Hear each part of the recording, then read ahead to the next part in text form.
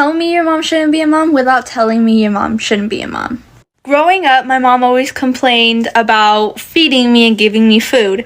That was always an issue, but nobody ever believed me because when I show them my fridge, they would see her stuff.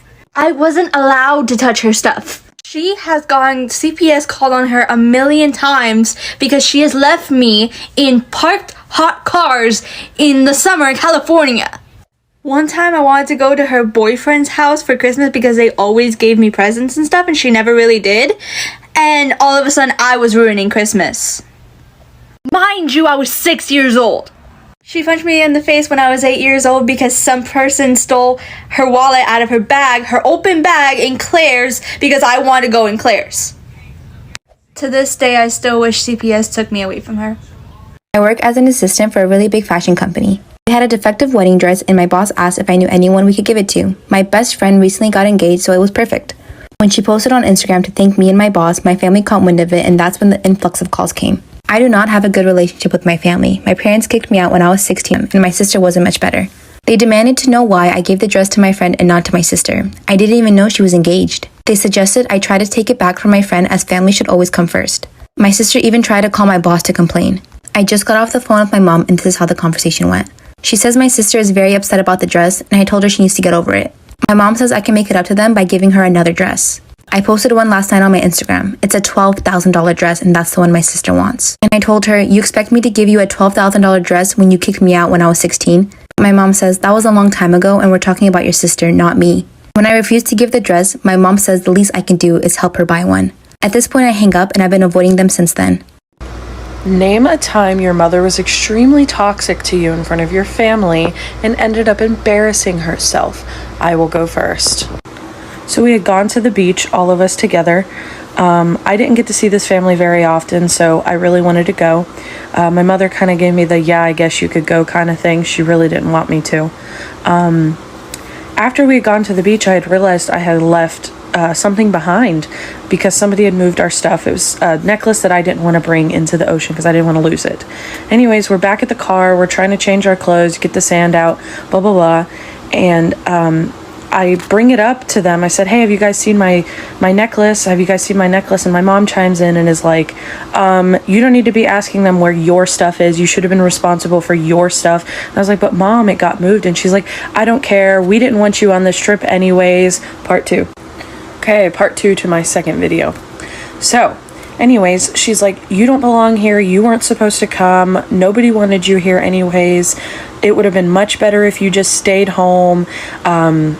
You're an embarrassment to me and you're just irresponsible, and that's why it's so hard to take you places, so hard to have you around, blah, blah, blah. Just continuously berating me in front of my family to the point where I'm on the verge of tears.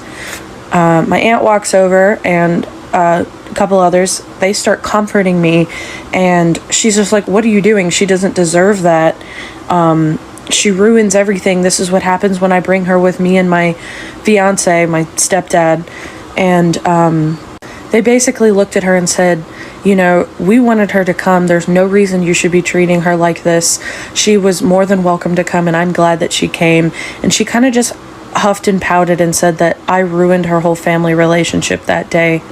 When I was younger, there was a girl I knew who lived in our neighborhood. None of the kids liked her because they claimed that she stinked and acted weird. When they talked about her, I kind of felt bad, so I became friends with her. Yeah, of course, I got the, why do you hang out with her? But she really wasn't all that bad. But her scent, they were kind of right about that. One day, she invites me over to her house, and she was very excited because she told me I was the first person to ever come over. And I felt so honored, so I went. But when I went into her house, it smelled very bad, almost nauseating, but I didn't say anything because I didn't want to be rude. Honestly, it was like 4 to 5 families in one house, to be honest. But she first introduced me to her stepmom. I said hi to her, but she just stared at me in disgust. Then we went to her room to play. As it got later, I told her I needed to go home, but she begged me to stay longer because she was scared. I told her I'd come tomorrow, and she just starts crying. She runs into her bed and falls into her sheets, which lifted her skirt. There were bruises all over her thighs. Let me know if y'all want a part 2. Part 2 about the girl I know who lived in my neighborhood. So it's late and it's time for me to go home. She said she was scared and starts crying. Then she runs into her bed and flops into her sheets. Her skirt lifted and there were bruises all around her thighs. I ask her what happened. She looks down and quickly pulls her skirt over her bruises. I ask, did someone do that to you? And she says she can't tell me. I ask why. She responds, if I do, they're going to hurt me. So I ran downstairs to her stepmom and told her what I saw. She sits and laughs in my face. I was so confused and asked her, are you gonna help her? And she tells me that I actually should be going home. So I went into the living room where her uncles were and told them. One of them had said, that's why that girl don't need to be bringing random folks into the house, and runs upstairs to her room. One of the other uncles asks, you want to get popped? I shook my head in fear and said no. And he yells at me, telling me to go home. From there, I ran home and never came back. And after that day, she never came back outside. It's been 7 years. To this day, I wonder what happened to her.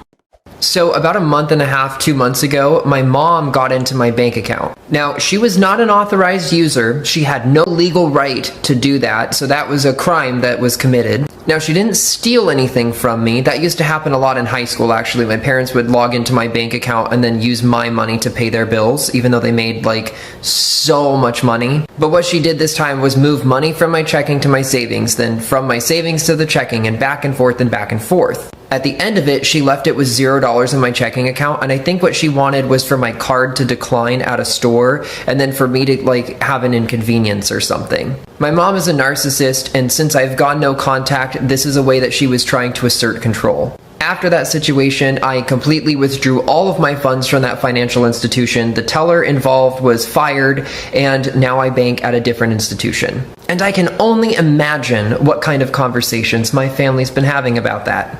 This video is brought to you by having the world's worst mother-in-law. But seriously, my mother-in-law, I found out yesterday, has continued to send emails to my PhD program, which is my employer, saying that I'm not upholding the standards of my PhD program and that I'm a cyberbully because I called out her abuse on my TikTok account. But, you know, we've been through that before. We can handle that. But this time she really decided to up the ante because she decided to tell my employer that I have told all of my followers to go and harass her and to send her death threats, and that I want people to offer to beat her up on my behalf. Like, This is like a Lifetime movie, but real life, and it's my life, and I can't believe that sometimes. When I was 6 years old, my family moved to Virginia because my dad had a new job opportunity. We moved to this really old house that every step that you took, you'd hear the floorboards cracking. During the summer, I met this girl named Lucy. She knocked on my door one day and asked if I wanted to play, so for weeks, me and Lucy grew closer. We'd play hopscotch, jump rope, hand games, and hide and seek.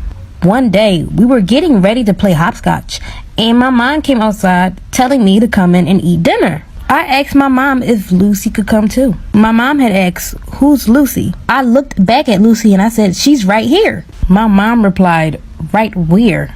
When I turned back around, Lucy disappears. I called out for Lucy, but my mom yells out, there isn't anyone out there. Get your butt in the house. It's time to come eat.